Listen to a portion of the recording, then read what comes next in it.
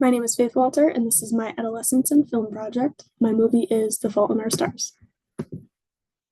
So, some quick background to the movie is that it's actually based on John Green's novel and New York Times bestselling book, The Fault in Our Stars, the same title. This book was published in 2012 and it was made into a movie 2 years later in 2014. It stars Angela Elgort as Gust and Shailene Woodley as Hazel. And now I'm going to introduce you to some of the main characters. So over here we have Hazel. She's 16 years old. She has terminal thyroid cancer that has spread throughout her body and particularly to her lungs, where she requires an oxygen tank and an oxygen tube. So her mom originally encourages her to join the cancer support group, which is where they all meet. Her mom wants her to make some friends her own age instead of relying so much on her parents for everything. And she also recognizes that having friends and peers of her own age will better help with her depression and anxiety and actually know what she's experiencing, as a cancer patient. And she also loves literature. Augustus, or commonly referred to as Gus in the movie, he's in the middle over here. He's 17 years old. He's also a cancer survivor. He has osteocarcinoma cancer, which is basically just like bone cancer. And he has an amputated left leg, which has led to him requiring a prosthetic. I would say that overall, I would describe him as being friendly, kind of a bad boy, and pretty like witty.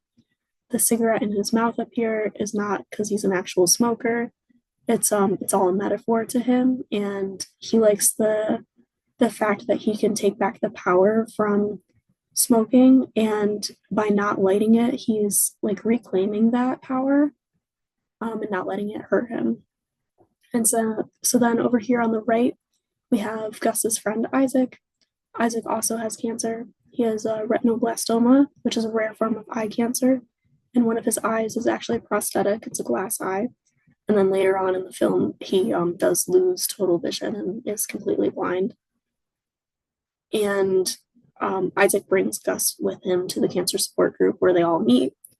And throughout the film, Isaac is really just positive and comedic and just a good guy. So, a quick summary of the film is basically they all are adolescents experiencing cancer diagnoses, and they spend a lot of time together. They form a peer group and a really strong friendship. And then eventually, Hazel and Gus kind of hang out more individually and they start to form a romantic relationship. They take a trip together to Amsterdam, and on this trip, they do some sightseeing and they become more intimate and connected in their romantic relationship instead of just platonic. Gus's cancer does come back later on in the film. This is a major turning point, and Isaac and Hazel really try their best to support each other through this difficult time. And so, for the major theme of the movie that I chose relating to adolescence is socialization and peer group relationships. So, them being 16 to 17 years old is like late adolescence, I would say, and their socialization is not as sex segregated or awkward as it would be in early adolescence or childhood. They spend a lot of time with their peer group, which I would define as a clique because there's three of them. They're all the same age and they have that underlying characteristic of the cancer diagnosis, which kind of like really ties them all together. Yeah, and so throughout the film, it shows both romantic and platonic relationships of the opposite gender. And mainly for Hazel, her peer group really helps her develop more of her identity as a person and not just as like a cancer patient.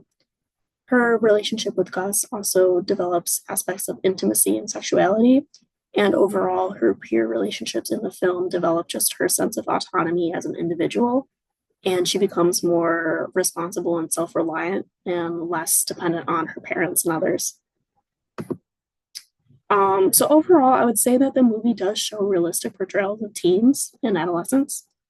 The movie was made in 2014, so about 11 years ago, but I would say it's still very relevant to like what teens are doing now. In this picture on the top right, we can see the three of them. They're all hanging out and they're actually doing a very delinquent and stereotypical adolescent thing where Isaac, who's in the middle, his girlfriend breaks up with him. And so to kind of like get back at her and get some revenge, the three of them decide to egg her house and her car. And so this is like their little aspect of delinquency. But I would say, other than that, like one minor delinquency, they are portrayed pretty positively in the film, and they show a lot of growth, encouragement, and resilience throughout the film. Although they are portrayed in a positive light, I don't think that the adolescent portrayal is fitting for a universal, generalizable experience, because they're very much based off the subgroup of being like terminally ill cancer patients and grieving teens. So it's not really relatable to just like the everyday healthy teen. And then also to show that they do like normal everyday teen things, this bottom image is Hazel and Gus on an actual like romantic date.